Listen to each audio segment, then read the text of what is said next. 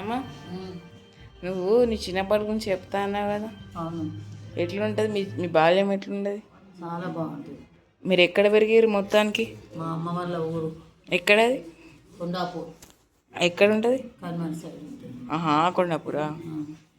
మీకు అంటే మీ చిన్నప్పుడు మీకు కూడా ఇట్లా మా లెక్క ఫ్రీడమ్ ఇచ్చారా? ఇచ్చింది.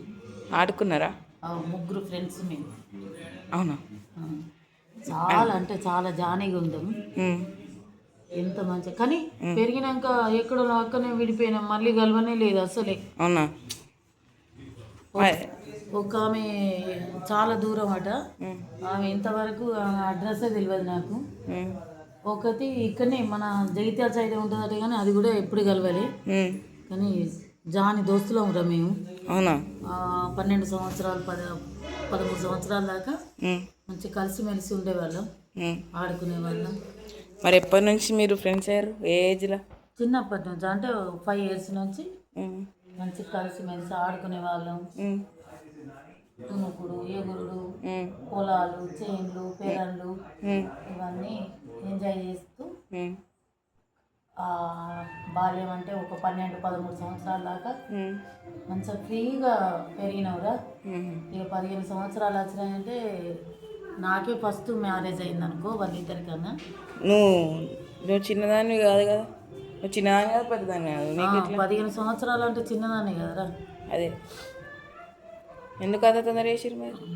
అప్పుడు ఆడవాళ్ళకు తొందర పెళ్ళిళ్ళు చేసేవాళ్ళు. ఒక్కొక్క ఇంట్లో 4-5 ఉండేవాళ్ళు కదా, తొందర చేసేవాళ్ళు అన్నట్టు. మా నాన్న కొంచెం ఎక్కువ తొందర పడ్డాడు అన్నట్టు. ఎంతవరకు చదువుకున్నావు నాని? చదువుకున్నాడు అంటే సపరేట్గా నేను స్కూల్కి ఏం పోయి చదువుకోలే. అంటే 1వ తరగతి చదువుకున్నా స్కూల్లోని.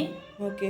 ఇక ఇంకో 2-3 మా ఫ్రెండ్తో పోయి గవర్నమెంట్ స్కూల్లోనే చూసుకొని అన్నీ రాసుకొని అప్పచెప్పేదాన్ని. అంతేగాని బుక్స్ రెగ్యులర్గా పోవాలి అన్నట్టు నన్ను చేయలేదు అట్లా.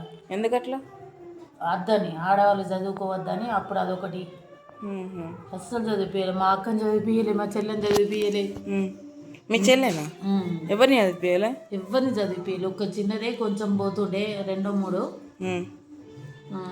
నేను నా బలవంతంతో, నా తెలివితోని 2nd క్లాసు 3rd క్లాసు నేనే చదువుకొని అక్కడ. మరి మీకు చిన్నప్పుడు ఎగ్జామ్స్ ఉండేటియా? SI 2 FA1 మా లెక్క? అట్లా కాదు, రాసుడే చూడకుండా పలక మీద బుక్ మీద రాసి చూపెట్టమనే వాళ్ళు. అదే ఎగ్జామ్. అవునా? మరి నెక్స్ట్ క్లాస్కి ఎట్లా ప్రమోట్ చేసేటోళ్ళు? సంవత్సరం మొత్తం కంప్లీట్గా ఇట్లనే మధ్యలో రాపించుకుంటూ ప్రిపేర్ చేస్తారు. తర్వాత మళ్ళా నెక్స్ట్ ఇయర్ వేరే తరగతిలో జాయిన్ చేస్తారు. ఓకే, మిగిలింది నెక్స్ట్ పార్ట్లో చెప్తా.